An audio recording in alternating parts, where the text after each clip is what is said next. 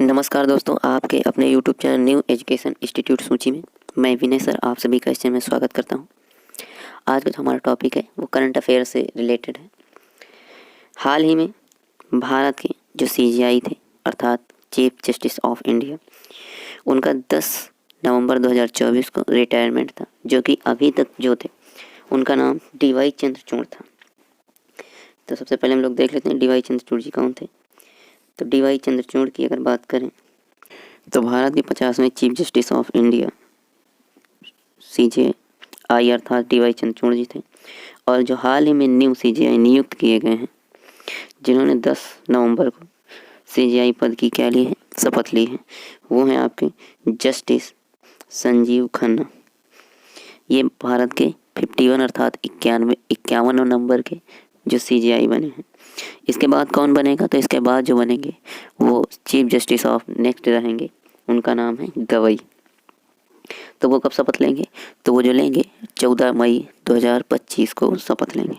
अर्थात सीजेआई संजीव कुमार खन्ना जो हैं, इनकी टाइम पीरियड की बात करें तो ये 13 मई तक रहेंगे, लगभग 6.5 महीने। नेक्स्ट देखते हैं इनसे रिलेटेड क्वेश्चन, जो कि हाल ही में जितनी भी परीक्षाएं होनी रहेंगी इसमें से एक क्वेश्चन 1 या 2 नंबर का पक्का है कि आएगा।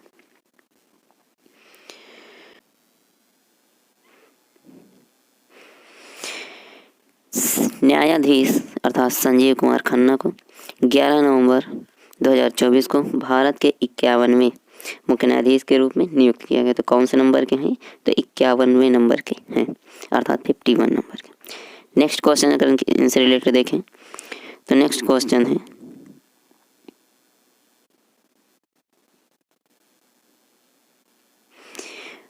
वो अर्थात सीजेआई खन्ना जनवरी 2019 से सुप्रीम कोर्ट में कार्यरत हैं, जहां उनकी विशेषता संवैधानिक, वाणिज्यिक और पर्यावरण कानून में है। नेक्स्ट देखते हैं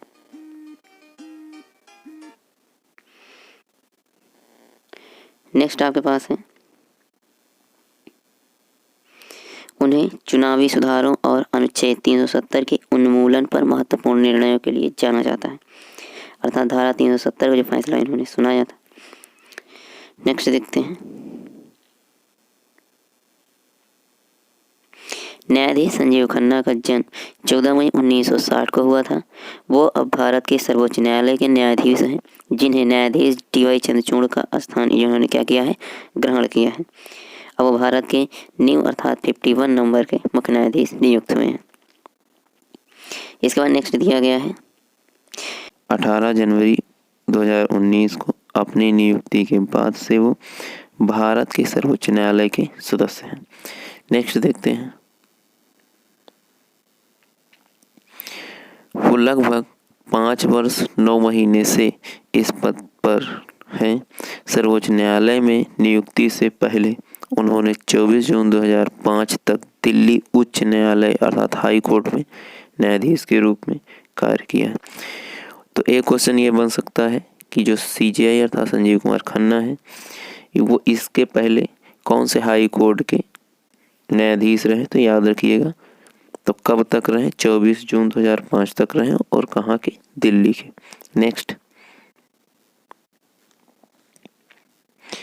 नेक्स्ट दिया गया है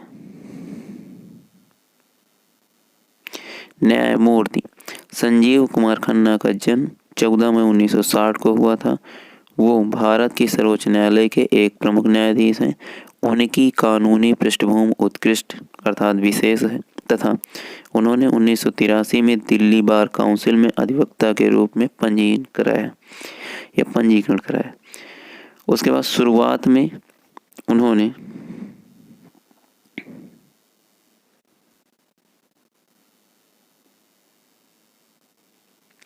शुरुआत में उन्होंने 30 हजारी स्थित जिला न्यायालय में प्रैक्टिस की और बाद में दिल्ली उच्च न्यायालय चले गए, जहां उन्होंने संवैधानिक कानून, कराधान, मध्यस्थता और पर्यावरण कानून सहित विभिन्न क्षेत्रों में विशेषज्ञता हासिल की।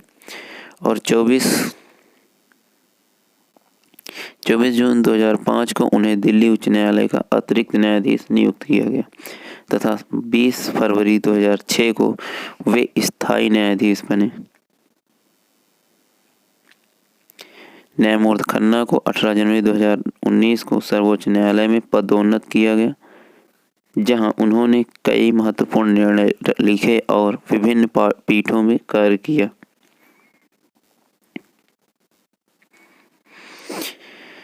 उसके बाद देखते हैं, अपनी न्यायिक जिम्मेदारियों के अतिरिक्त वो राष्ट्रीय विधिक सेवा प्राधिकरण के कार्यकारी अध्यक्ष के पद पर भी हैं तथा दिल्ली न्यायिक अकादमी तथा अन्य विधिक संस्थानों से भी वो जुड़े रहे।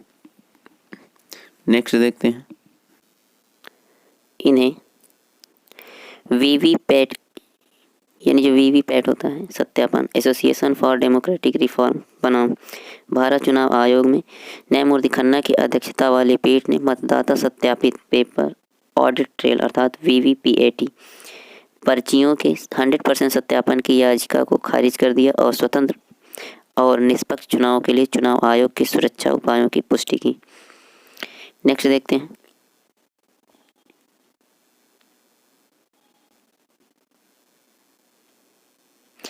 चुनावी बॉन्ड योजना। वे 5 न्यायाधीशों की उस पीठ का हिस्सा थे जिसने चुनावी बॉन्ड योजना को असंवैधानिक घोषित किया था तथा इस बात पर बल दिया था कि दानकर्ताओं की गोपनीयता का अधिकार राजनीतिक वित्त पोषण में पारदर्शिता की कमी को उचित नहीं ठहराता है।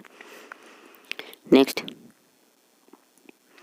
न्यायमूर्ति खन्ना अर्थात सीजेआई ने अनुच्छेद 370 का उन्मूलन।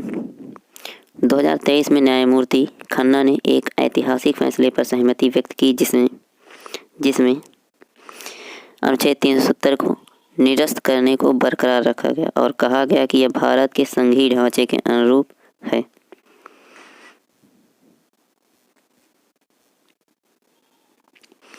उसके बाद देखते हैं, नेक्स्ट है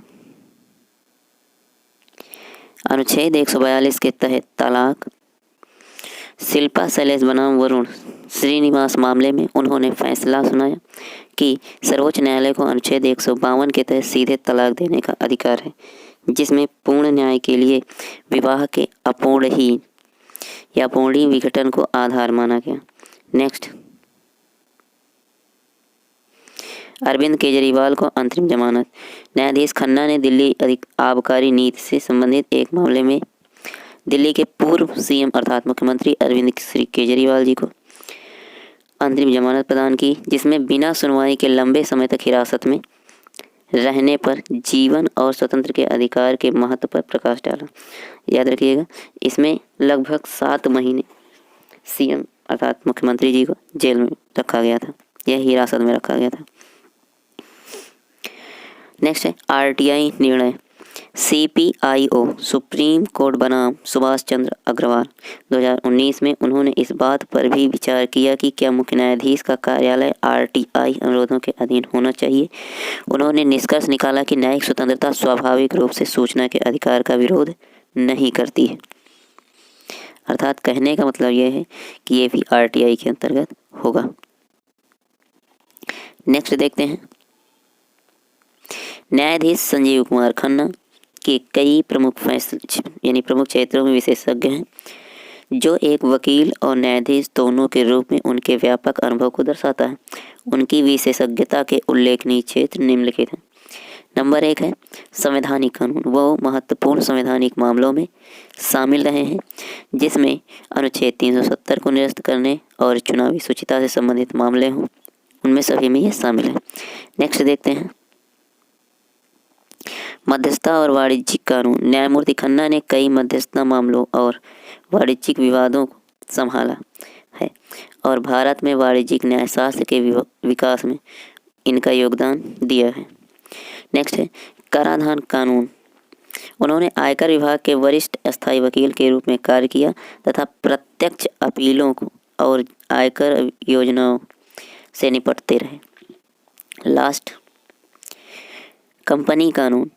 उनकी प्रैक्टिस में कंपनी कानून बोर्ड के समक्ष कानूनी या कंपनी कानून से संबंधित मामले शामिल थे।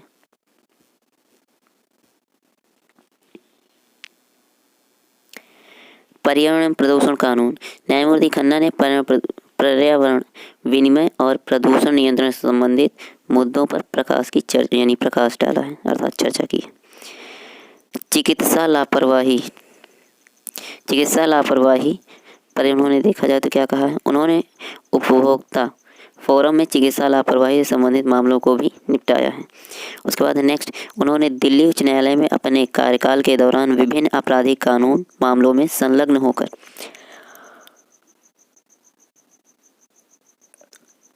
अतिरिक्त लोक अभियोजक के रूप में दिल्ली सरकार का प्रतिनिधित्व भी किया है।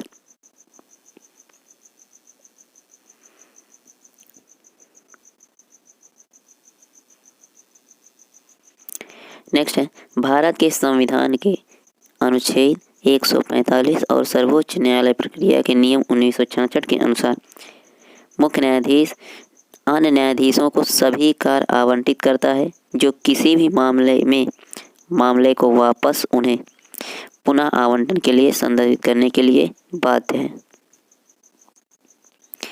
उसके बाद देख लेते हैं, क्योंकि हाल ही में जब कुछ भी परिवर्तन होता है तो उससे संबंधित जो भारतीय अनुच्छेद हैं या आर्टिकल है वो भी जरूर यानी परीक्षाएं जो भी होती हैं उनमें पूछे जाते हैं या प्रतियोगी परीक्षाओं में पूछे जाते हैं।